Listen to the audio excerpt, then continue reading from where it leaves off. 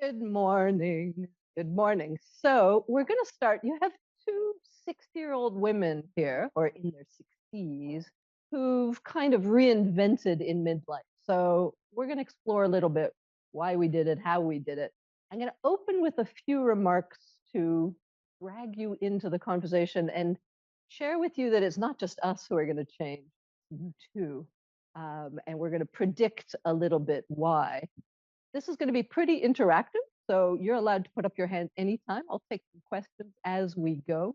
If you really hate something we say, please argue. We're both pretty argumentative. You know that about Lucy. You might not know that about me. And we'll take it from there. So what I wanted to open with was a pretty strange question, but it's a dark, gloomy London day. So this is a perfect kind of question. How many of you would love to know the date of your own death? So it's an insurance company. Come on. Yeah, you're just thinking about it now. I got what? Oh, 8 hands, maybe 10, a couple of guys in the back. Okay, I'll take 10. That's about, I'd say what, 5%, 10% of this audience? So my question to you all, especially the ones who didn't raise your hand, is why not? Why not? Don't you think it might help? I don't know, plan, know how long you have to work, how long your savings might last. Your spouse might be really interested in knowing what the, I mean, is it going to be another 40 years, another 20 years? So I'm just curious because anywhere I ask that question, the answer rate is about the same. Very few people really want to know. So we're kind of in denialism about the whole phenomenon of these kind of life stages. And what I want to, just for the 10 of you put up your hand, there is actually a website you can go to, livingto100.com, answer a few questions, and you'll get it. You'll get the date. So I think you've done this, Lucy, and you came up with what? Yeah, I'm going to live till I'm 94. I did do it, but as I don't believe it for half a second, it's leaving me none the wiser. I did it, and it came to 106. And you know what? I believe it. You have to, if you ask a question, you got to wait for the mic to come. So the mic will come, and I'm going to keep going, and I'm going to come back to you for your question. There's a hand up here at the front right there. Yeah. Short one, because we got to keep going. Yep. Are you already commenting on my death dates? That was just like an icebreaker.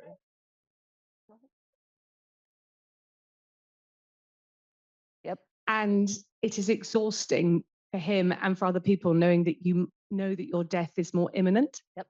And therefore, there's something quite wonderful about not knowing when you're going to die, but to embrace the now. Yep. And squeeze as much joy out of the now. And that now could last a year or another 40 years. Yeah, absolutely. So those timelines.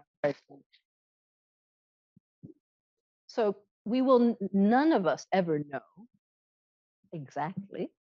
But the question is, do we want to know, and are we curious about our nows? I get it, but also about our next. And a lot of you are here maybe because you're thinking about what's next.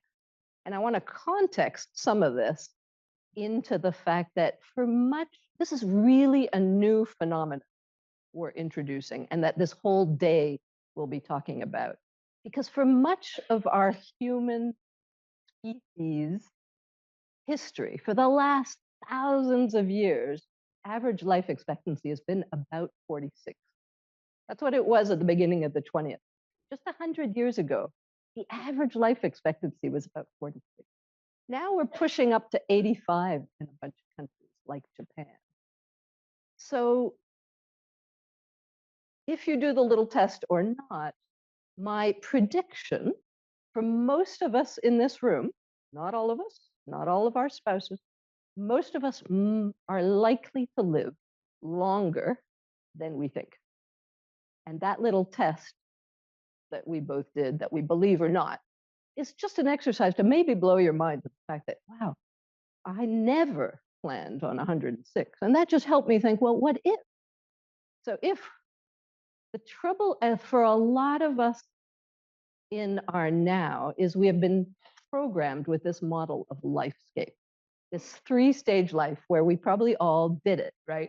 We went to school at the beginning. We probably did some nice school, got ready for our nice jobs. Then we worked.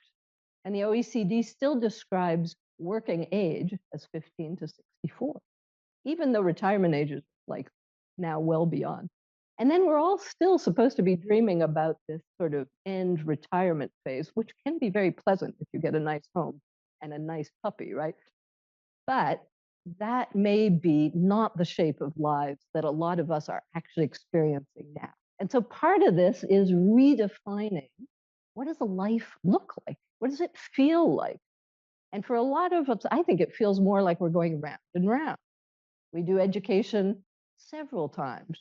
I went back to school at 60. I bet you a few of you have gone back to school. How many of you have gone back to school anytime past 50? Yeah, a number of you. We'll probably get married, maybe more than once. Not everybody. If you're lucky, you picked right the first time. If not, you learn and you go around, you do it again. And if you're lucky, you do it better the second time, although the stats aren't great. You might have several jobs. On average, we're going to have more and more jobs. Our kids are going to have way more jobs across their life course than we do. So I think we need a new model. So here's a model I came up with, very simple, 4 quarters, because my math isn't so great. Kids today who are born today, half of them are going to live to be 100. So I took 100 as the sort of scape of life, divided up into 4 quarters, also because quarters, very common in the corporate world to be familiar with, how are you doing in Q1? How's your budget looking? And is there any money left by the time you hit Q4, right? That is a metaphor that carries over. So if you think of your own life in quarters, Q1, those first 25 years, it's still a time to grow, learn, and establish yourself. How many have kids in the room? Lots of kids, yeah, in that phase. You might notice kids are taking a little longer to grow up than they used to, than we did. Yeah, they're getting married later, children later, sex later, everything later. That's Q1 is extending, maybe because lives are extending. Q2, achieve. Who's 25 to 50 in the room? Who's in Q2? We have some Q2ers? Oh, yes, good. Okay. A time of great establishment. You create all the foundations, ego, work, family, career, reputation. We both did that. And kind of driven by a lot of pressures to prove yourself, right? That's good. Q3, the really new piece in the puzzle. How many of us are in Q3?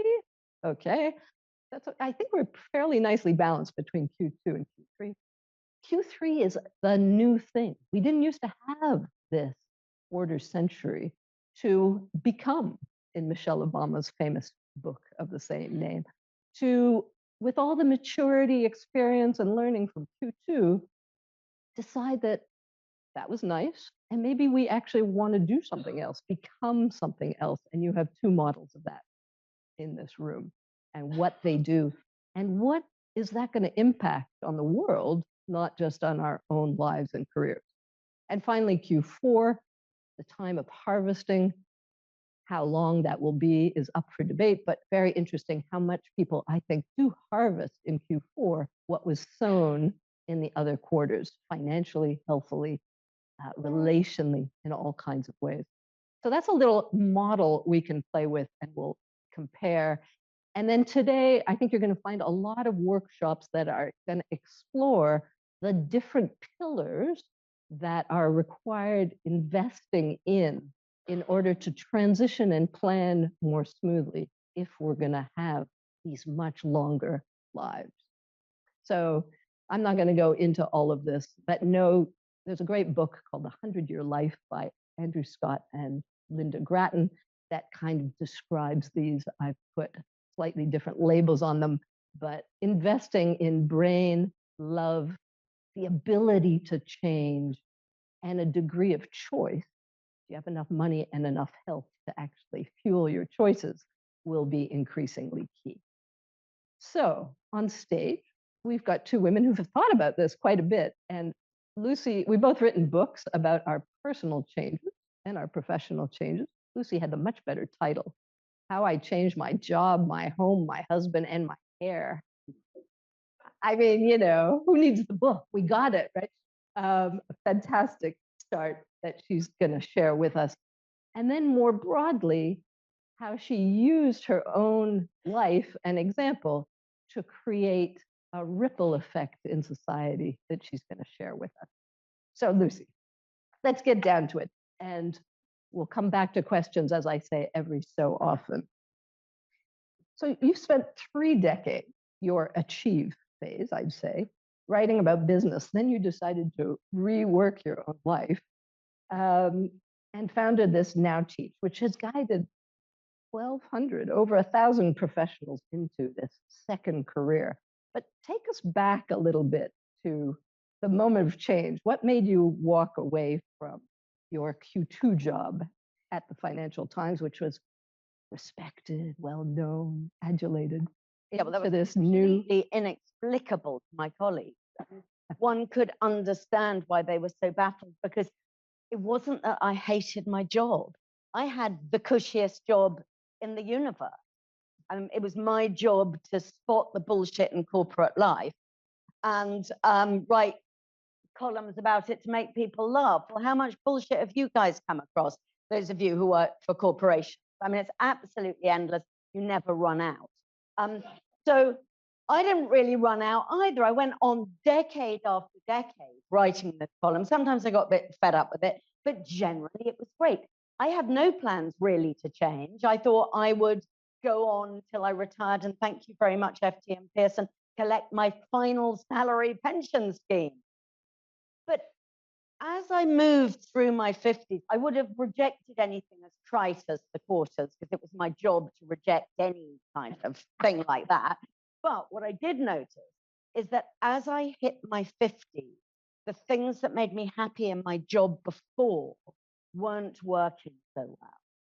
I mean, I guess at the beginning, I wanted to be successful. I thought journalism was glamorous. I did absolutely blinking love the fact that I had my firstly my name, and then my name plus picture in the FT. And that was, that was me. And I absolutely loved that. But as I got older, I didn't really like it anymore. I mean, I just thought, I'm not impressed. So why would anyone else be? It just worn so thin. But I still wouldn't have done anything, because then I had teenage children and I had an bereaved father who needed quite a bit of caring for. And so I thought, I'm lucky to have this flexible job. And then one day Dad died, as dads eventually do. And it hit me really powerfully. My mother had been a school teacher and had been a much loved one. And more powerfully, my daughter was one. Hands up, any of you have heard of Teach First? Yeah, you see, there you go. Hands up, any of you who have a child who has done Teach First. Okay, well, if your child does that, as mine did, I spoke to her every day, and she was doing more good every week than I had done in an entire professional life. I was so impressed by that.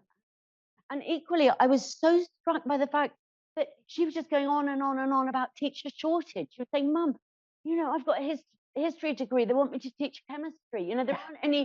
There aren't any teachers out there. And I thought, my goodness, if this 22-year-old can do it, so can I. And I called the government's Get Into Teaching thing and said, I'm 58, am I too old? And they went, no, I'm frankly, we're desperate for anyone. And I thought, well, then where is the recruitment campaign? Where is it? And I thought, right, I am going to become a teacher, and I'm going to set up the recruitment campaign as well. I am going to, looking back on it, the hubris was just unbelievable. I had no idea how difficult it was. So what on earth was I doing trying to encourage other people to do it at the same time? But one of the great things about being that age, I thought the stakes are so low. I mean, what is the worst that can happen? I fall flat on my face. Who cares? Doesn't even matter if that happens. So here we are. I mean, I can't pretend that it's been easy. And actually going from a columnist who had become, amazing that might seem so respected, that the sub-editors would consult me before changing a comma. So I'd reached that point to somebody who was trying to teach maths to year 8 and was sort of making mistakes on the blackboard. I was so nervous and sort of losing control of the technology. And I mean, it was absolutely mortifying. So, I mean, it was very, very difficult. But I've taught for 7 years, and 1,200 other people have done the same. I don't know, could we have a little, not that I'm trying to recruit or anything, but anybody who thinks that teaching might be kind of interesting. Okay, People are sort of lightly going like, talk to Lucy after yeah, this. afterwards we do have a Very shy workshop. hands, but I've seen at least half a dozen. But yeah, so it was, and going back to the slide from the, I can't remember what it was the Achieve and You too.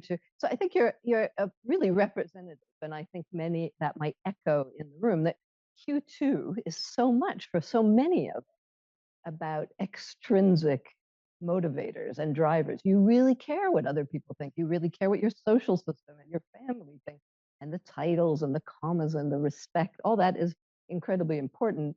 And then you, sometime in your 50s, it's true, you're not alone. Many of us have this more intrinsic drive that kind of starts to emerge, or you're just burned out or really bored. I got really bored with repeating a same, you're a master of your trade, but you are no longer entertained or motivated by it. And that shift. But what's really interesting is that the shift is happening inside of you, but it's also happening inside all of your contemporaries to a more or lesser extent. So I had thought that in stopping being an FT columnist and becoming a teacher, that my status would plummet. And I thought, I don't care, I'm post-status, you know, I really don't care. But what actually happened was that other contemporaries who were also moving into the become phase were going, oh, wow, are you teaching? And suddenly at the dinner parties that I suppose I must have still gone to back, you know, people were kind of really, really interested in what that might look like. I can see various people nodding, and that's exactly how it was. So when you switched over, when you had your own experience that you were sharing, was it just inspiration and people said, oh my God, that's fantastic? Or did you really decide, we need teachers, I'm going to go out and sell this idea? What came first? Yeah, so I think what came first was a much more selfish thing of just thinking, I'm done here at the FT. It's lovely, but let's leave the party when you're still having fun.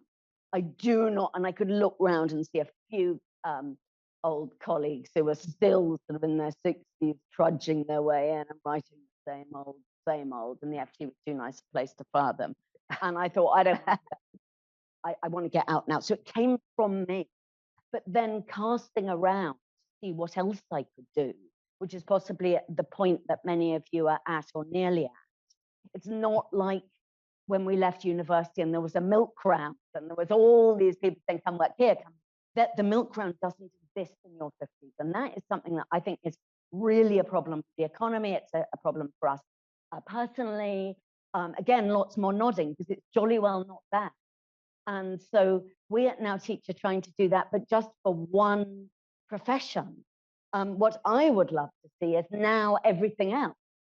And because we live so much longer, there's absolutely no reason why we can't become trainees in our 50s, 40s, 50s, even 60s, maybe beyond, because we're capable of working so much longer. So, I mean, I would love to see this now everything. That's a plan for out of here. But how did you convince others? Did you have to convince them? Did they just, you know, flood in and say, Lucy?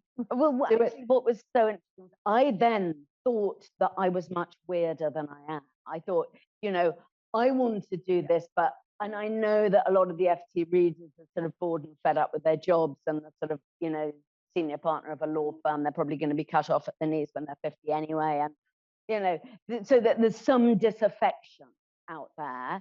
And I thought, let's do a pilot. We kind of thought, if we can get 8 or 10 people who want to become teachers. That would be enough just to test in the first year.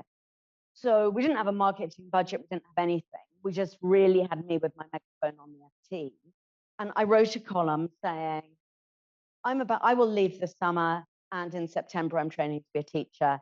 And you know what, why don't you come with me? I tried to argue it a bit better than that, but I wasn't sure what to expect. And as I pressed send on the column, my email screen just started going red. It was absolutely astounding. By 6 a.m, I had 1,000 emails. Wow.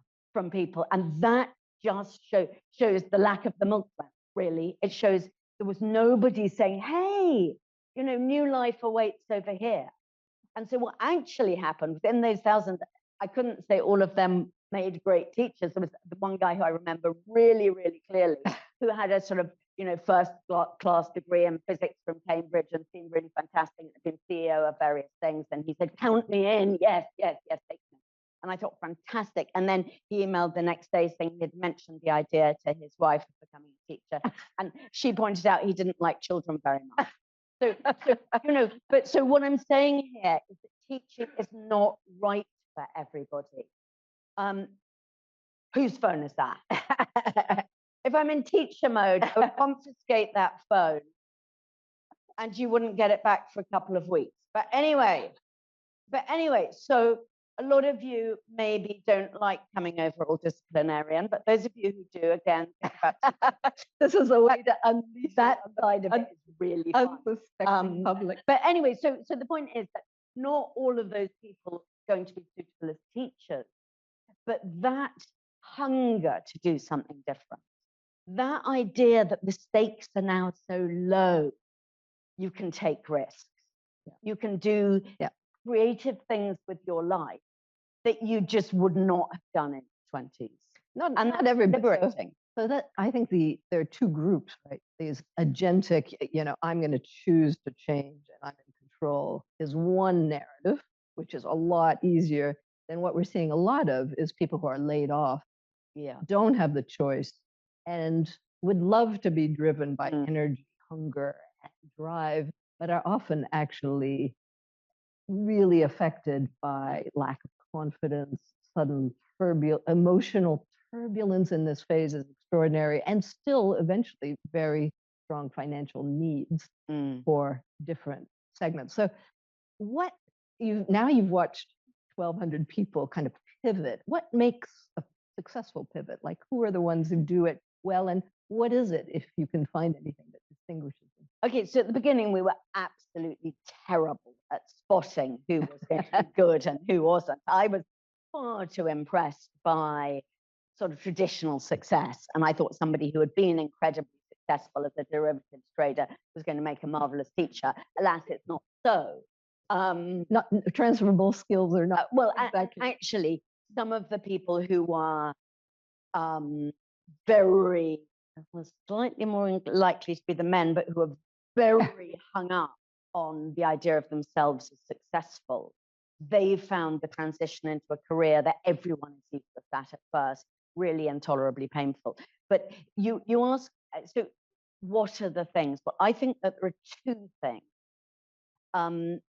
First is an intrinsic motivation. It's the feeling I'm maybe slightly bored and I just want to have that feeling of starting again. I want to learn something. I really, really want this for me. That is very powerful because that motivation keeps you going when you've lost control of 3 classes in a row. And, you know, you're just on your own. So you need to have that. But equally, you do need something that is a bit more altruistic. You need to actually care about the teenagers who you're teaching. You need to believe really strongly that education is important and that you do have something to teach them. And so if you've got both of those, you're going to be amazing. I don't really think there's, another little thing. if you love your subject. If you have a subject that you used to do, then you will just love being with it all day. So all day you're not in meetings. You're A, with your subject, and B, you're with teenagers. And if you really like both of those, it's going to be great. Let's take a couple of questions. Who here is dreaming of a complete change in their next chapter? Anybody want to share or ask a question or react to this kind of midlife pivot? Otherwise, I'm just going to keep going. Yep, up here at the front. How did finances, obviously you were in a different stage in life, but did you have finance as a big consideration, or you were fine in that aspect and it was just passion? Okay, so for me, I was incredibly lucky because I had a final salary pension scheme. So I was fine.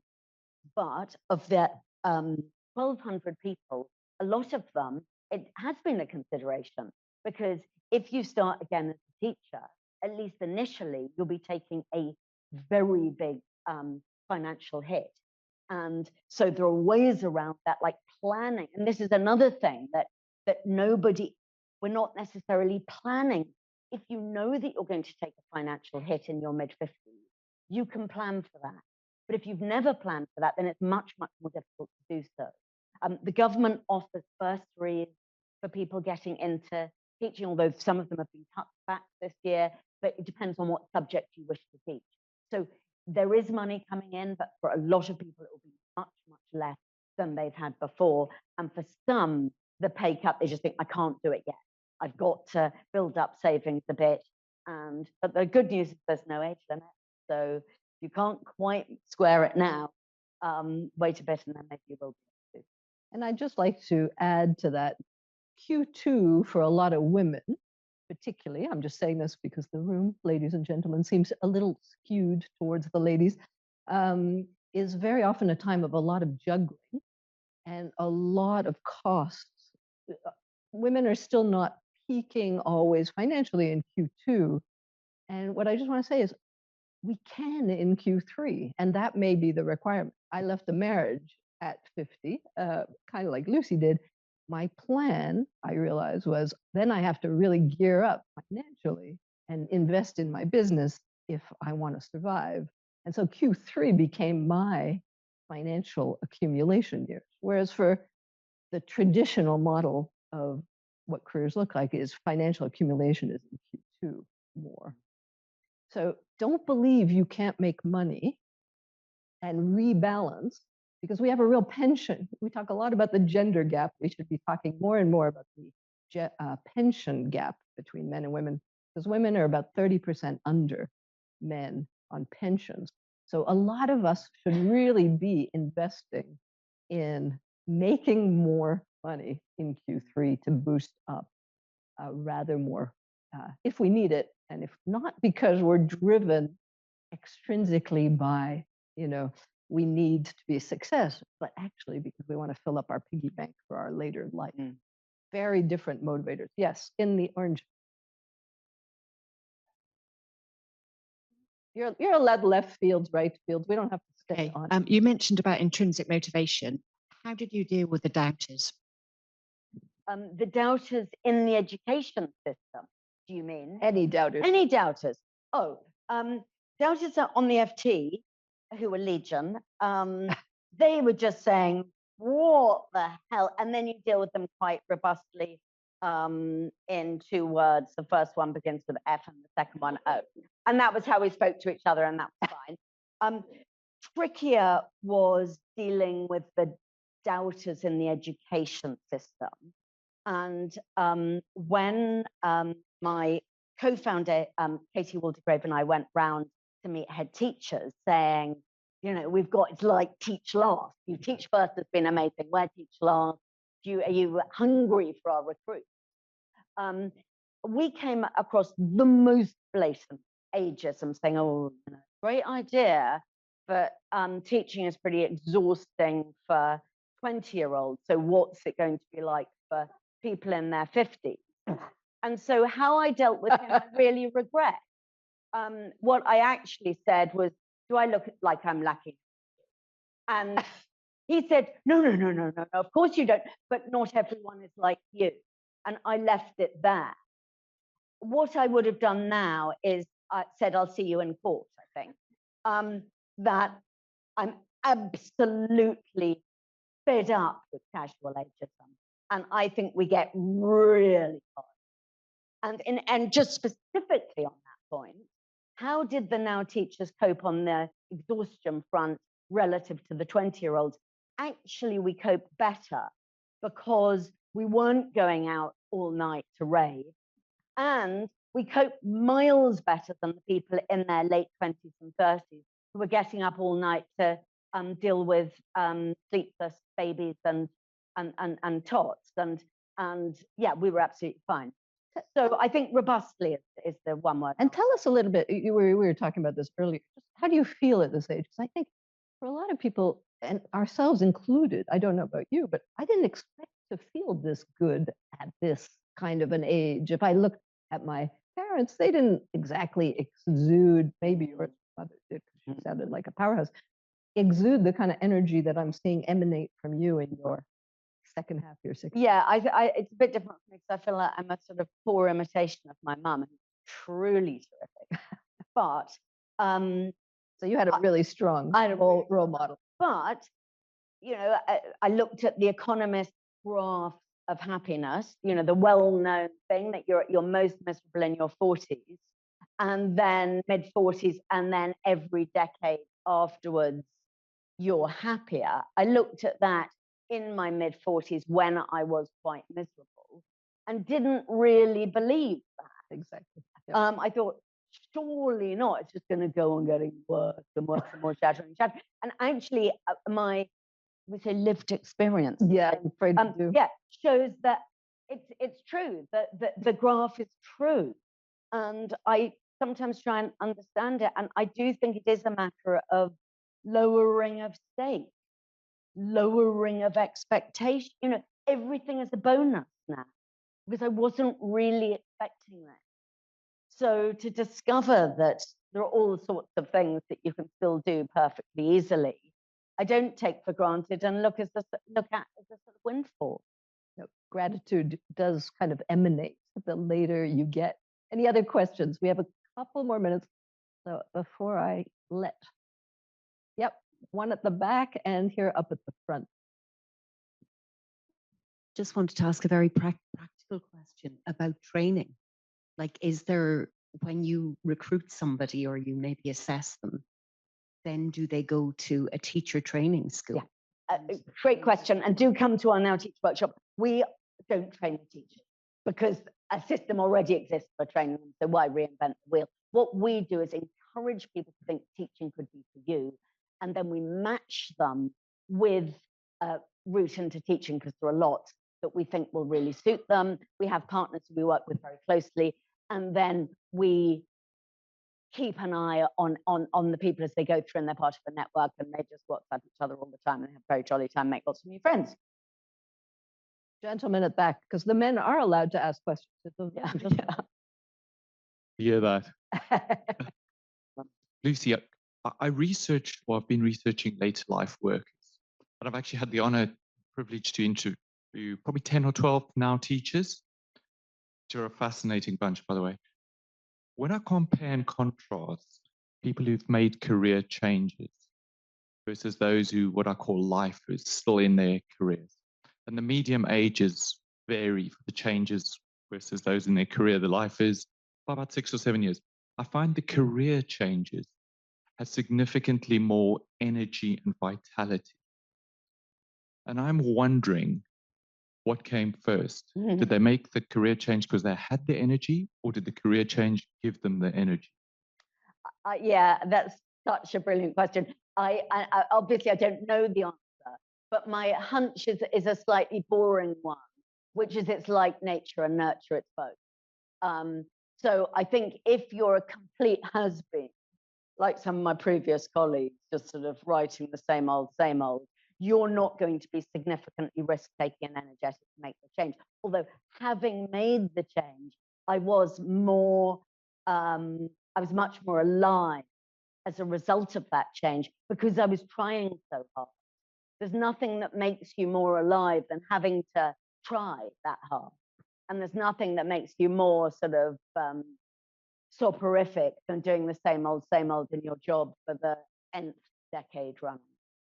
Yeah. Then there's a great OECD study that shows that people who change tend to make more money in the end and be more successful. So there is a body of evidence. We're going to have one more question and then we'll conclude with Lucy.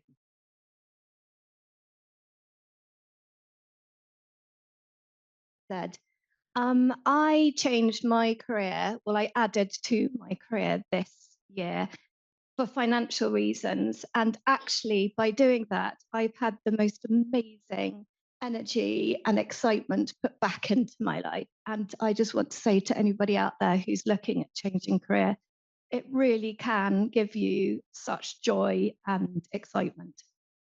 Okay, joy and excitement on offer. I think you role model that pretty well. Just maybe a word for the audience if they were just tempted to go out and do now health, now tech, now engineering. What would you recommend? Just come and talk to me. I would love it. Any of you think actually there's another area that I'm interested in and I would really like to find other people of my similar sort of vintage who would like to do it too. We've learned a lot at Now Teach and we are very, very interested in doing it. And actually my co-founder has already started Now Foster. So any of you interested in becoming foster parents, I'll put you on to Katie. So I hope that was a good start. At least it imbued the fact that careers can change. And if they do, look what happens. There's a lot of power and energy behind it. Thank you, Lucy. Thanks to you all and see you for the next session. Go change.